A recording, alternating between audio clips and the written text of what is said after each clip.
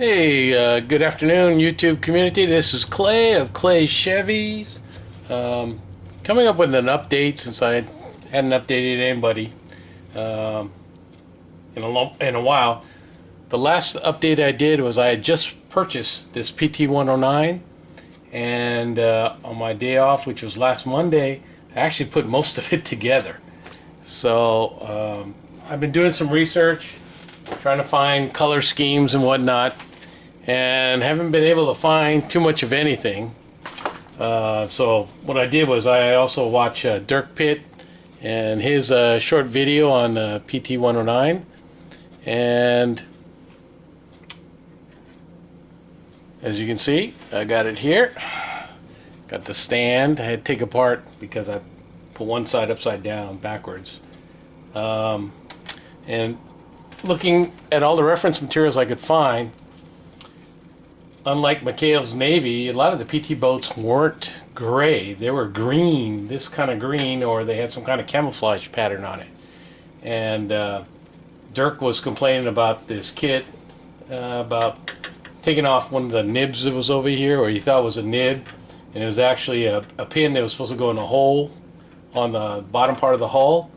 Well, Dirk, don't feel bad because you had to remove those.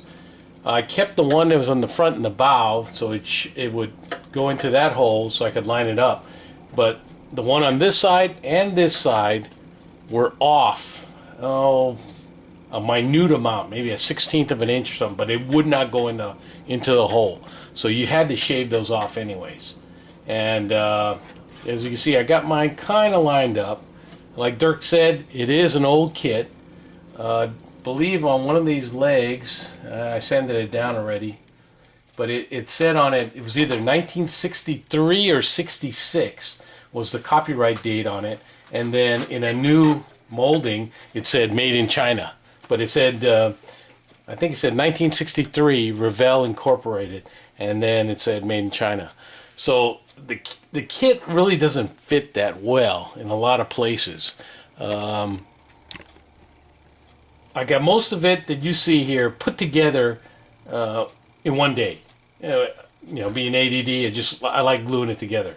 Now the bad part was, once I got the torpedo tubes done, I've now had to spend, when I come home in the evening, maybe 15-20 minutes per tube, sanding down the seam lines, because these suckers, they're just like a lot of the barrels on a lot of armor vehicles and stuff like that. You get this huge seam line down the center and a ridge, so you end up having to shave it all off. Let's see, I don't know if you can see it, but you can see there's still some line left, even though it shows up on the video. It's actually gone pretty much, so I might have to sand this one down a little bit more, but you see I haven't glued these on yet,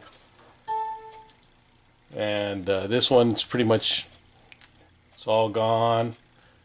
See, can't hardly see it, so I might have to work on this one some more. So that's what I've been doing, and I took Dirk's advice. He was talking about how many times he broke off these rudders and stuff, so I left the propeller parts off, and I try to keep it in the stand when I'm not working on it, so that way I don't bust these little things off. And I should have planned ahead and not glued them on at all. But you can see it's a pretty old funky kit. Some places it doesn't fit real good, so you might have to put some seam sealer in it and stuff like that. See some of these bulkheads, they kind of pop up and stuff. I'm gonna have to glue it down again. Yep, there I go, I broke one. See what happens? These are the air vents for the air going down to the motor, or like this one's for the cabin area. And I thought the instructions were wrong because it shows 2 facing forward, 2 facing backwards. And if you look at a lot of the photos of the PT boats, they all face backwards. But then I saw a couple other ones where they're like this. Some are facing forward, some are facing backwards. So, yeah. It is what it is.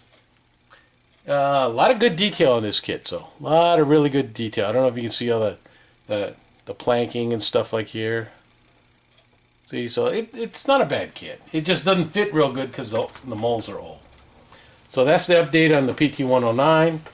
Hopefully sometime this week I'm going to start getting some paint on it. Researching the paint. They talk about the bottom part of the hull being hull red. Now I got the Tamiya hull red, but it looks almost brown, so I don't know if this is what I'm going to use. I'm going to try to test shoot some on with some styrene first, see how dark it comes out. I might have to lighten it up because all the other pictures I've seen, it actually looks kind of reddish. So, and it's supposed to be that coloroid, I think is what it's called, and it's supposed to be a anti-fouling paint. So, and then for the green of the hull, I'm going to use this field gray. It's got a greenish tint to it, and this kind of resembles the color that's on a lot of the pictures.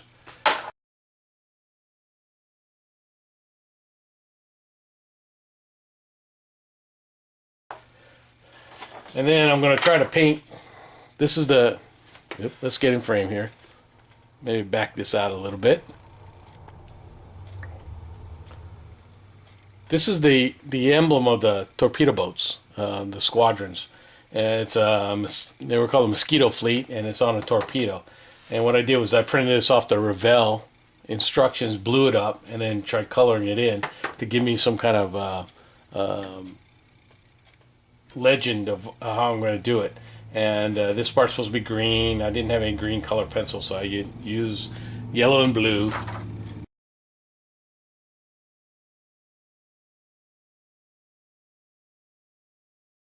And let me see if I can set this down without breaking any more rudders off. Let's see if we can zoom in on this. See right there? That's the same logo. And I'm going to try to paint that to match this thing. So, we'll see how that works out. Hey, sorry for all the zooming in and out. Hopefully I'm not making you seasick.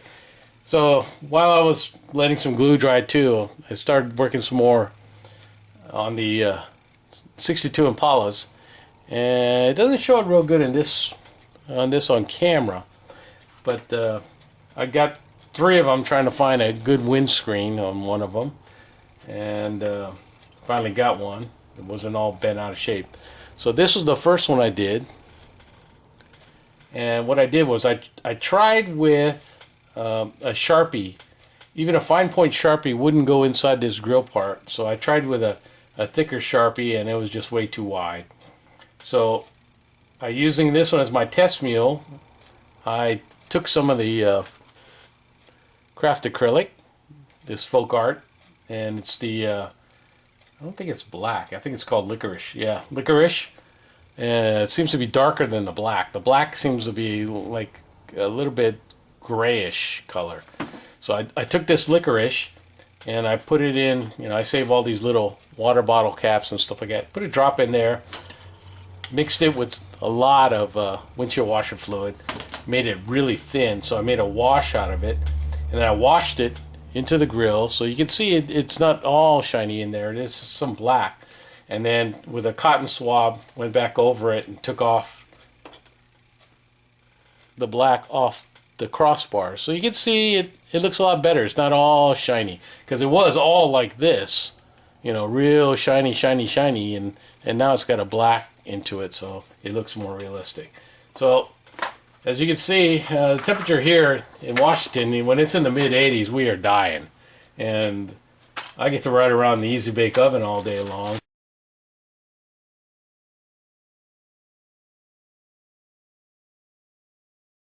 So I was really dying. So basically it's come home, eat dinner, consume a lot of liquids trying to hydrate myself, and then go to bed because I'm just exhausted. That heat in that mail truck just eats you up. So that's what I've been doing. Haven't been totally goofing off. Hope you guys like this, and hopefully sometime this week. I'm off on Tuesday, so maybe I'll try to get some, at least get some primer on it and start painting it. I've got to start finishing some models, man.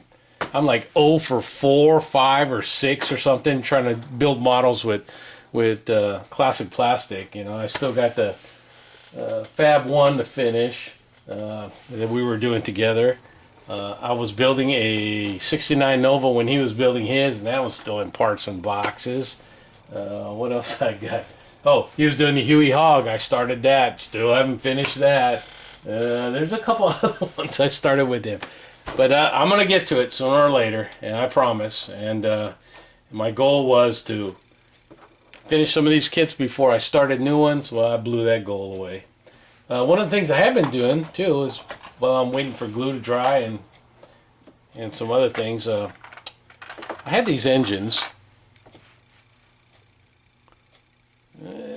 See it? See, most of the engines that come with, like, the Chevy Novas and whatnot, they're all sticks. This came with the Chevy van, and if you notice, it's a Turbo 350. It's an automatic. And a lot of cars that, like the Impala that I'm trying to build, is an automatic. So I had to get some more engines with the automatics. Well, instead of cutting off the tranny and just, you know, making a resin tranny, what I did was, since I got 2 of those van kits that have the Chevy engines, I made a mold. And I tried, you can see where I tried to scrape off as much mold lines as I could. I put the heads on and the manifolds on for the carburetor, and I made a resin mold. And I poured this one. This is the first one, and I don't know if you can see it, but the detail came out really good. I was really happy. Let's see. There, you see it? There's the starter, the tranny. You can still see the bolts on the tranny pan. See, so it came out really good. I'm really happy. Well, I poured 1, 2 out of the first mold, and then I poured it again, so I got 2 more engines. So I got a total of 4 Chevy 350s, or, you know, it could be a 283, 327, whatever. You know, the block looks the same, but with the Turbo 350 tranny, the automatic tranny. So hopefully in the near future I'll be painting those up, and then I gotta get to work on getting the engine ready for Lou's Impala. So that's all I got, guys. I've been watching a lot of videos. I hooked up that Google Chrome to our TV, a little stick, so now I can watch YouTube on my TV again while I'm building, because YouTube changed their system or something, so you can no longer get it through our DVD player, and it was getting to be a pain. So, well, that's all I got. I know I've gone long enough. I like everybody's videos. Dirk, man, thanks a lot for all your tips and stuff. Man, I've even been going through your archives, so and I really love your endings. I don't care what anybody says, especially the last one where you use a lot of those big words. So, thanks, guys. We'll see you all later. See you on the YouTube.